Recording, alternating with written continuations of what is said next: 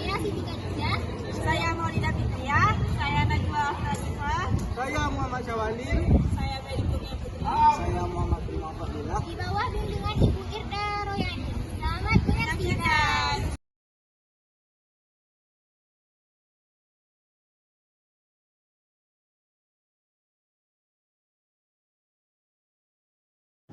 Assalamualaikum warahmatullahi wabarakatuh. Perkenalkan, nama saya Siti Khadijah. Saya sebagai moderator. Berikut materi yang akan kami sampaikan, yaitu A. Kaidah dahir. Pertama, ada pengertian dahir yang akan dibacakan oleh Prima. Yang kedua, ada contoh-contoh dahir yang akan dibacakan oleh Syawalin. B. Takwil. Pertama, ada pengertian takwil yang akan dibacakan oleh Mary. Yang kedua, masalah-masalah yang dapat menerima takwil yang akan dibacakan oleh Maulida. Yang ketiga, syarat-syarat takwil yang akan dibacakan oleh Dipa. Yang keempat, contoh-contoh takwil yang sah yang akan dibacakan oleh Dijah. Pengertian dahir. Menurut bahasa, dahir adalah terang atau jelas. Sedangkan menurut istilah, suatu lafaz yang mengandung dua kemungkinan arti. Salah satu dari keduanya lebih kuat daripada yang lain, dan makna yang lebih kuat itulah yang digunakan. Contoh makna yang lebih kuat, macan. Makna yang lemah, laki-laki pemberani. Makna yang lebih kuat, tangan. Makna yang lemah, kekuasaan. Dan jika yang digunakan makna yang lemah atau makna yang kedua, maka disebut dengan al-muawwal, lafaz yang ditakwil. Seperti contoh A. Melihat laki-laki pemberani di masjid. B. Dan langit itu kami membangun dengan kekuasaan kami. Suatu lafaz dapat diharapkan pada makna yang lemah jika disertai dalil yang diperkuat. Makna tersebut yaitu berupa korinah lafdiyah atau korinah akliyah. Seperti lafaz ada asa. Pada contoh di atas diartikan laki-laki pemberani. Karena berdasarkan korinah lafdiyah, macan mustahil berada di masjid. Sedangkan seperti pada contoh yang dijadikan untuk memalingkan dari makna aslinya, yaitu korinah akliyah. Karena menurut akal mustahil bagi Allah Subhanahu wa taala memiliki tangan-tangan seperti makhluk. Kemudian lafaz diartikan yakni makna majas, yaitu kekuasaan dan kekuatan. Pengertian takwil. Pertama, menurut bahasa, takwil adalah tafsir atau penjelasan atau uraian. Sedangkan menurut istilah adalah dari makna dahir atau jelas kepada yang faz. Takwil adalah memalingkan mungkin baginya berdasarkan dalil, tidak dipalingkan dari makna dahir. Lafaz pada asalnya suatu mentakwilkan atau memalingkannya dari makna dahir kepada makna lain.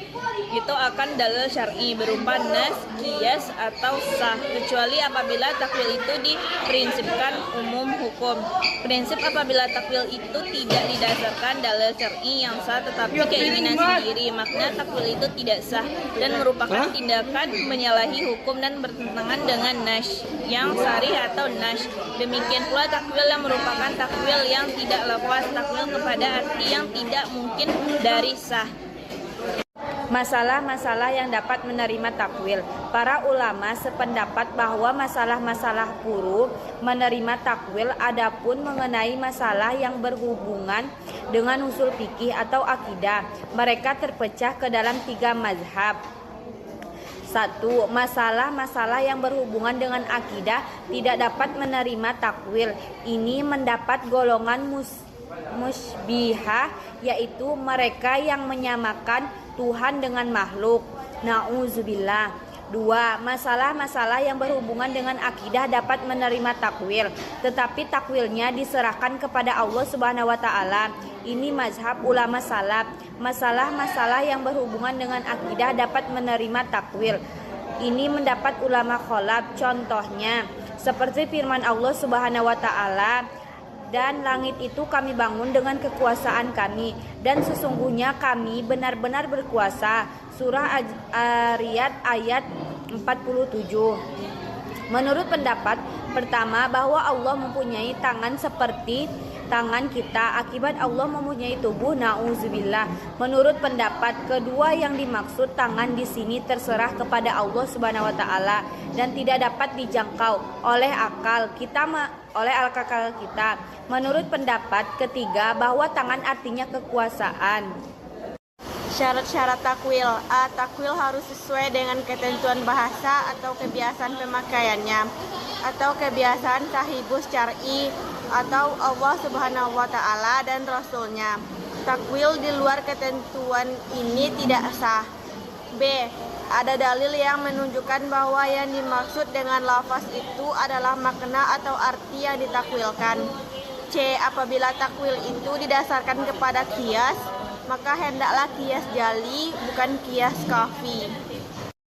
Contoh-contoh takwil yang sah. Di antara takwil yang sah adalah pengkhususan terhadap yang umum dan pembatasan terhadap yang mutlak. Contoh pertama, seperti firman Allah Subhanahu wa taala yang artinya, padahal Allah telah menghalalkan jual beli dan mengharamkan riba. Menurut Dahir, ayat setiap jual beli halal. Maka makna Dahir ini ditakwilkan dengan hadis-hadis yang melarang. Ditakwilkan juga jual beli yang mengandung kecoh. Seseorang menjual sesuatu yang tidak dimilikinya dan menjual buah-buahan sebelum jelas matang. Contoh kedua, seperti firman Allah Subhanahu wa taala, diharamkan bagimu memakan bangkai dan darah. Menurut Dahir, ayat ini menunjukkan bahwa memakan darah secara mutlak adalah haram. Makna Dahir ini ditakwilkan pembatasan dalam ayat atau darah yang mengalir dalam Quran Surat Al-An'am ayat 145. Sekian presentasi yang dapat kami sampaikan. Kalau ada kata-kata yang salah, tolong dimaafkan. Assalamualaikum warahmatullahi wabarakatuh.